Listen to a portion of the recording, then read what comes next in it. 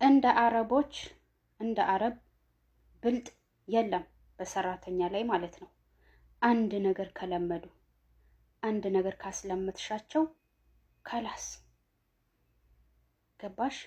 እንደ ሸቃሊት ደግሞ ሞኝ የለም። ለምሳሌ አንድ ቤት ጽዳት ብላ ትገባለች። ይሄ በራሴ ላይ ስላየሁት ነው ወገን። አሁን እኔ የሚመክረኝ ሰው ቢኖር ኖሮ ያ ነገር አላደርገውም። የዛሬ ቢያደርገው ጽዳት ብላ ትገባለች።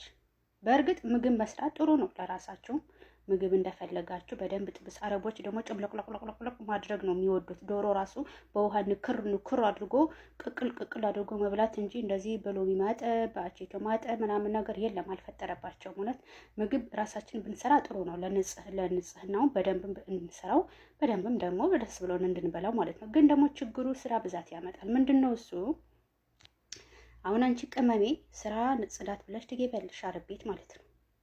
ከዛ የሆነ ቀን ምግብ ስሪ ይሉሻል፣ ወይም ደግሞ በገዛ እጅሽ ተነስተሽ ምግብሽን ትሰሪያለሽ። ያ ምግብ ይበሉታል። አንድ ቀን ምግብ ሰራሽ አሳየሽ ማለት እዛ ቤት ውስጥ አንቺ ቋሚ 2 ሰራተኛ ነሽ፣ አንድ የምግብ አንድ የጽዳት። በቃ ለመዱ። ለምሳሌ ዘመድ ቤት ይዞሽ ሂደው እህቷ ቤት ሊሆን ይችላል፣ ወንድሟ ቤት፣ አጎቷ ቤት፣ ጓደኛ ቤት ሊሆን ይችላል። የሆነ ነገር አየሽ ተነስተሽ ይሄን ላጽዳው፣ ይሄን ልከንሰው፣ ይሄን ላነሳሳው ትያለሽ አይደለ?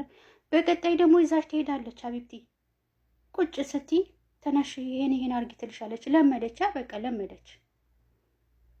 ምንድነው ልላችሁ የፈለኩት ቅመሞች፣ ጽዳት ብላችሁ ገብታችሁ ተጨማሪ ምግብ የሚያሰርዋችሁ ከሆነ ደሞዝ አስጨምሩ። ደሞዝ እኔ ለጽዳት ነው የመጣሁት። እሺ እኔ የመጣሁት ለጽዳት ነው። አሁን ደግሞ ምግብ እንድሰራልሽ ከፈለግሽ የሁለት ሰራተኛ ምግብ እየሰራው ስለሆነ ደሞዝ ጨምሪልኝ፣ ካልሆነ እኔ አልሰራም። አለቀ በቃ።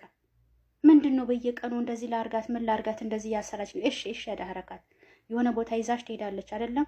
በገዛ እጅሽ ይሁኝ ልወደድ ባይ። በተለይ ሸቃላ ካለ ለመታየት ይኝ ትያለሽ፣ ታስለምጃለሽ። እየመጣሽ ሌላ ቤት ይወስደኝ ታሰራኛለች ትያለሽ። እኛ ምን እናርግሽ? ሄደሽ አትስሪ፣ ቁጭ በይ። ስሪ ካለችሽ ብር አስጨምሪ። የኦቨርታይም ስራ ደሞዝ ስጭኝ 20 ብር 30 ብር በሰዓት በያት። እምቢ ካለች አትስሪ ተባላችሁ አይደለ? አትስሩ በቃ፣ አታስለምዱ። አረብ አንድ ነገር ከለመደ ከላስ ከለመደም ለመደ በቃ። አንቺ ጽዳት ብለሽ ገባሽ፣ ምግብ ስትሰሪ አስለመትሽ። ነገ ደግሞ እኔ አልሰራም እኔ እኮ የመጣሁት ጽዳት ነው ብትይ ያሻደ ሐረካት ታዲያ ሸቃላይሽ ፊት ተቀየረች።